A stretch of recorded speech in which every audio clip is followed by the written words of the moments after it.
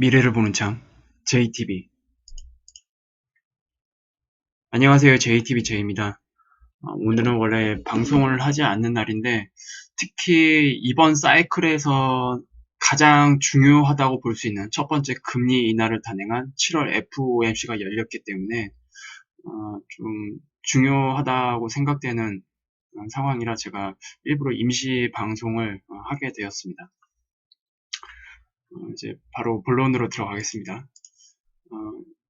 지금 FOMC 그 홈페이지를 보면은 성명서가 올라와 있거든요.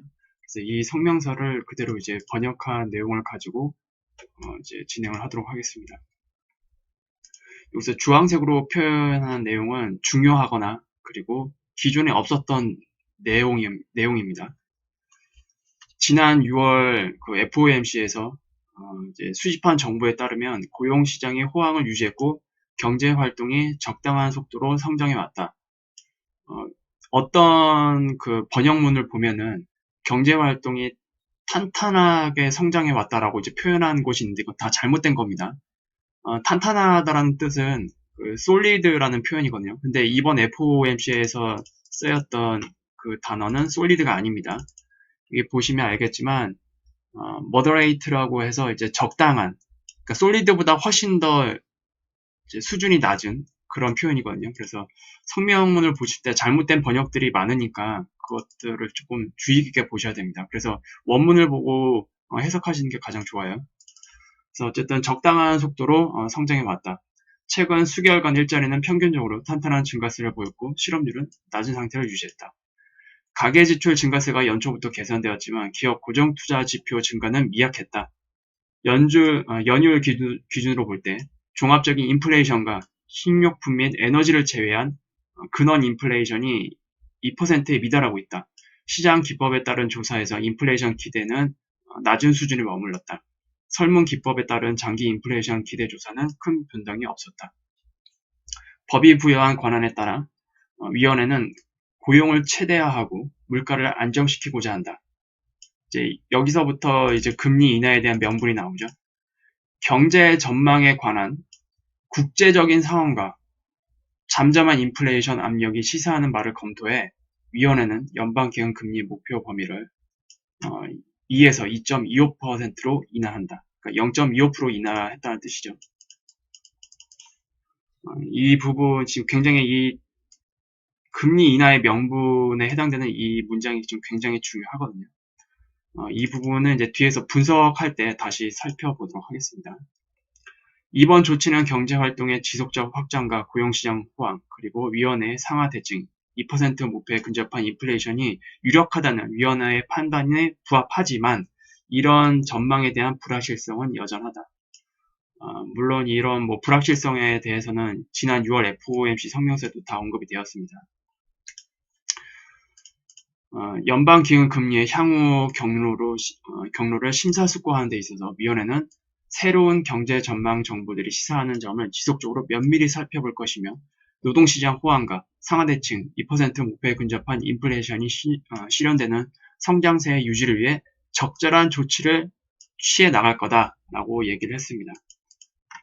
이 부분도 이제 이번에 새롭게 추가된 내용인데 사실상 앞으로는 이제 그냥 두지 않겠다. 계속 적극적으로 조치해 나갈 거다 하면서 사실상 추가 금리 인하도 가능하다라는 발언이 포함이 됐습니다. 이 부분도 뒤에서 다시 설명을 해드릴게요. 향후 연방기금 금리를 조정하는 시기와 규모를 결정하는 데 있어서 위원회는 최대 고용 달성 목표, 여기는 뭐 항상 나왔던 고정 멘트이기 때문에 지나가도록 할게요. 그리고 추가로 나온 게 양적 긴축 종료를 더 앞당겼죠. 위원회는 시스템 오픈마켓 개정에서 종전에 9월 말보다 2달 빠른, 2달 빠른이라고 표현했으니까 아마 8월 초가 될 것 같아요. 8월에 보유자산 축소 작업을 종료할 것이다. 그래서 양적 긴축 종료도 기존 9월 말 종료해서 좀 더 빨리 2개월 앞당겨서 종료하겠다라고 했습니다. 여기까지만 보면은 시장의 전망치에 거의 부합하는 굉장히 비둘기적 발언이라고 볼 수 있습니다. 겉모습으로 보면. 하지만 이 부분도 조금 달랐어요. 이번 투표 금리 정책 결정에 있어서 투표에 참여한 사람들 중에서 금리 인하 결정 자체가 만장일치가 안 나왔습니다. 여기 보면은 에스더, 조지와 에릭, 로젠그렌 이 사람들은 금리 동결의 투표를 했거든요. 그래서 만장일치가 안 나왔습니다. 이 부분이 제가 볼 때는 향후 금리 인하, 추가 금리 인하에 있어서 제동에 걸릴 수 있는 부분이 아니냐라고 이제 시장이 조금 부정적으로 판단을 한 것 같습니다. 이제 본격적으로 이번 FOMC에서 중요한 내용들 가지고 분석을 해보도록 하겠습니다. 일단 첫 번째 내용. 0.25% 금리 인하와 함께 지난 사이클에서 첫 번째 금리 인하를 했던 9월 FOMC에서 등장했던 문구가 그대로 사용이 됐습니다. 그래서 향후 지속적인 조치를 해 나가겠다는 추가 금리 인하 시사 발언이 나왔어요. 하지만 만장일치로 금리 인하가 되지 않았습니다. 만장일치로 금리 인하가 되지 않았기 때문에 이게 향후 추가 금리 인하에 제동이 걸리는 거 아니냐.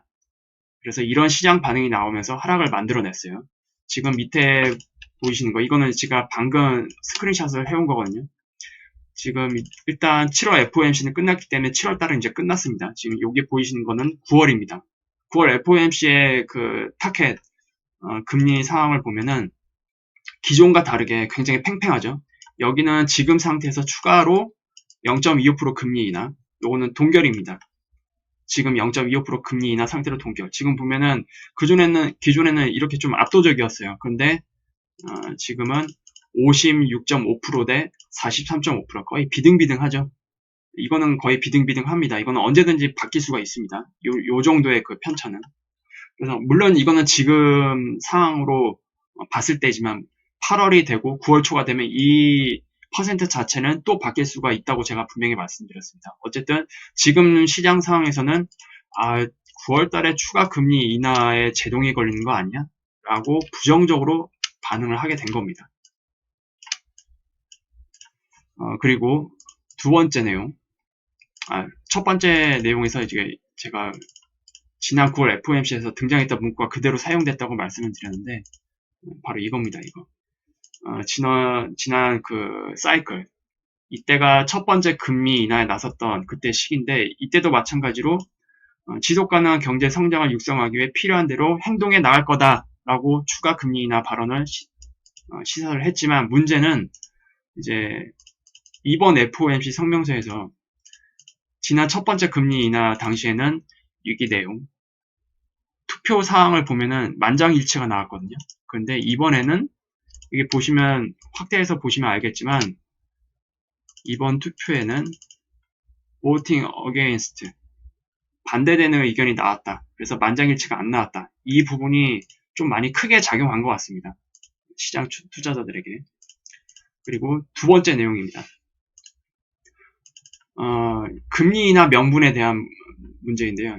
제가 이전 모든 사이클에서 금리 인하는 경제 악화에 대한 우려나 불확실성에 대해서 선제 조치로서의 의미의 금리 인하가 다 진행이 됐었습니다. 지난 2007년 9월 FOMC에서도 첫 번째 금리 인하를 나섰을 때 명분이 이거였어요. 광범위한 경제에 대한 부작용을 예방하는 데 도움을 주기 위한 것이다. 그래서 사실상 경기 침체로 갈 수 있는 그런 부작용을 예방하는 데 선제 조치의 의미로서 첫 번째 금리 인하가 진행이 됐습니다.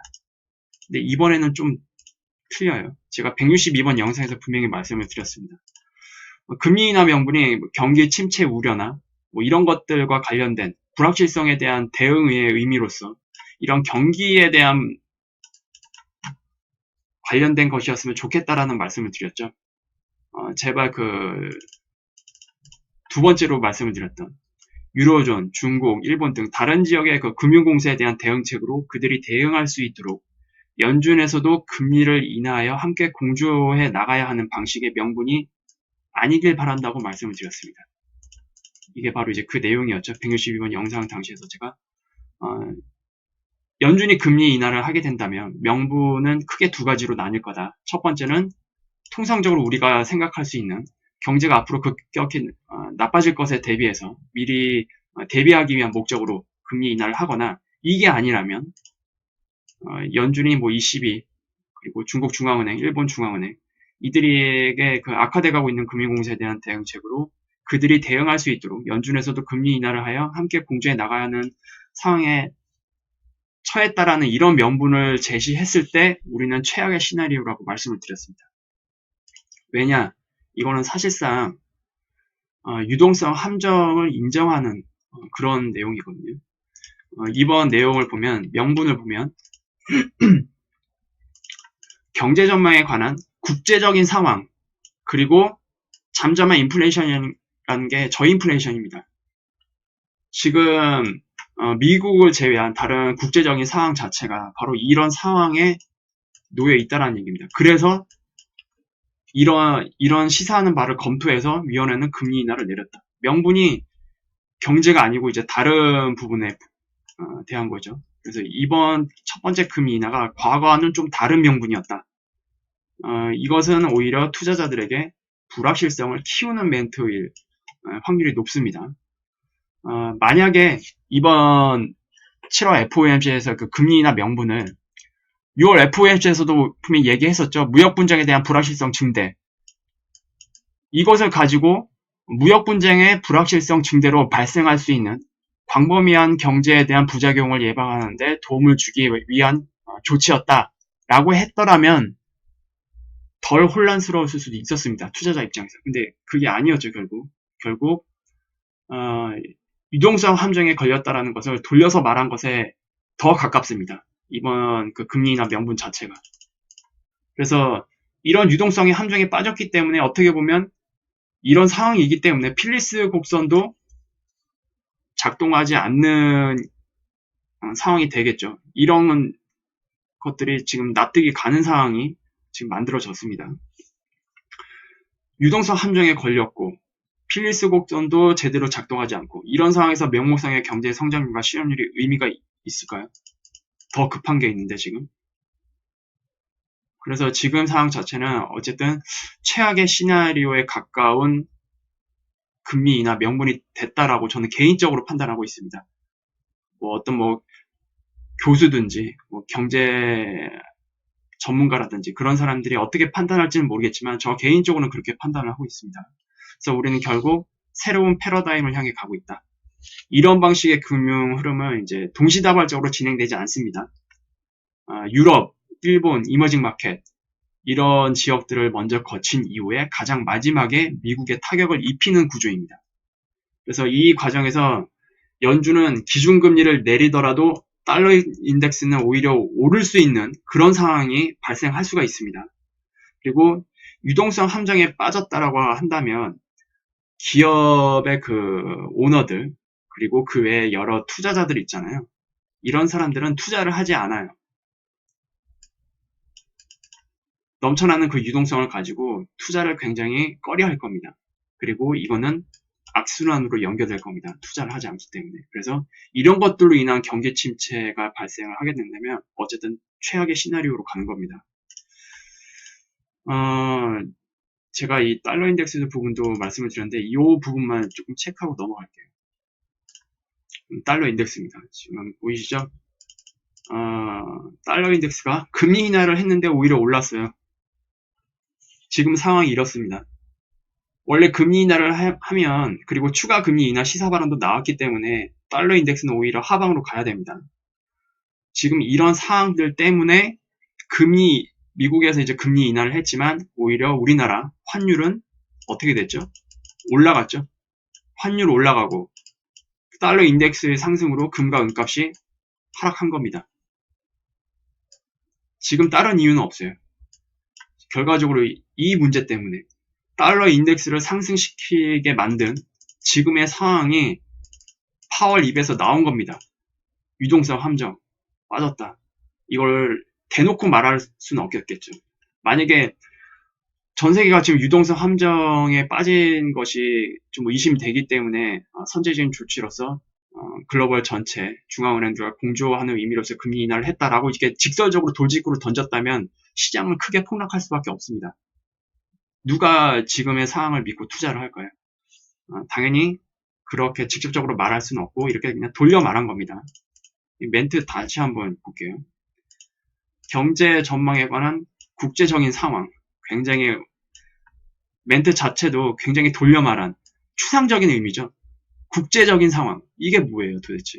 국제적인 상황. 그리고 잠잠한 인플레이션. 이거는 이제 저인플레이션입니다. 경제 전망에 관한 국제적인 상황과 저인플레이션이 압력이 시사하는 바를 검토해서 금리 인하를 했다. 너무 이게 돌려 말한 거예요, 이거는. 제가 생각했을 때. 그래서 어쨌든 금리 인하 자체는 이루어졌지만 연준이 자신들 나름대로는 미국 경제는 걱정 없지만 국제적인 상황을 검토했을 때 금리 인하를 한 거다라고 이렇게 시장을 좀 미국 시장을 좀 방어하기 위한 멘트일 수도 있지만 결과적으로 봤을 때는 오히려 불확실성을 키웠다고 저는 생각을 합니다. 똑똑한 사람들은 아마 알고 있을 거예요. 이미 전 세계에 많은 똑똑한 사람들이 있잖아요. 투자자들도 그렇고 분석가들도 그렇고 이거는 제 개인적으로 봤을 때는 유동성 함정에 빠졌다라는 것을 돌려서 말한 것에 저는 가깝다고 생각을 합니다. 그리고 이 부분과 양적 긴축을 더 빨리 종료하겠다는 말, 그리고 계속해서 적절한 조치를 취해 나가겠다는 말, 이런 완화적인 발언이 나왔음에도 불구하고 연준 자체 내에서도 의견 일치가 나오지 않았다는 것. 이것도 제가 저번에 말씀드렸죠. 연준 내에서 여러 가지 의견이 충돌이 일어나고 있는 것 같다. 그리고 이런 부분들 자체가 시장에는 그렇게 좋게 보이진 않겠죠. 연준이 어떤 의견이 조금 잘 일치가 돼서 그것이 이제 겉으로 표출되길 바라는데 연준 내에서도 지금 경제에 대해서 바라보는 시선이 이렇게 다르다면 오히려 불확실성이 커지는 거 아니겠어요?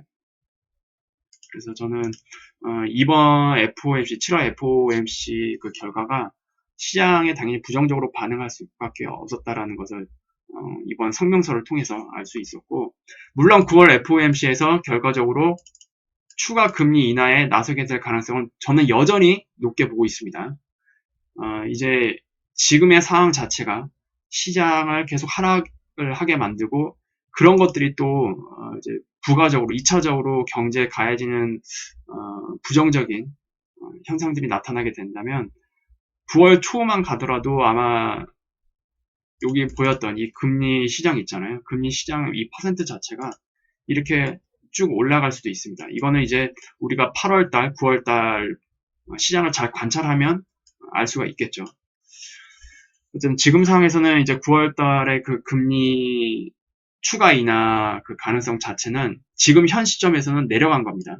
시장에 지금 그렇게 보고 있기 때문에 이거는 이제 우리가 앞으로 잘 보면 될 것 같고, 그리고 추가적으로 한 가지 언급해드리고 싶은 게 있다면 미국 시장 있잖아요. 미국 시장. S&P 미국 선물 기준입니다. 제가 차트에 설정해둔 제 개인적으로 보는 그 함수값이 있어요. 이 함수값을 이탈을 했어요. 이탈을 했다라는 얘기는 조정 장세가 나올 가능성이 굉장히 높다는 뜻입니다. 이것이 단기적인 조정이 될지 그리고 큰 장기적인 조정으로 될지는 제가 내일 시장 분석을 통해서 추가로 이제 앞으로 나올 수 있는 시나리오에 대해서 언급을 해드리도록 하겠습니다. 어쨌든 미국 시장 기준으로는 앞으로 단기가 됐든 장기가 됐든 조정 장세가 시작이 될 거다라고 저는 그렇게 보고 있습니다. 오늘 영상은 이 정도로 마무리할게요. 유익한 영상이 되셨다면 구독 알람, 좋아요 부탁드립니다. 감사합니다. 그럼 내일 뵙도록 하겠습니다.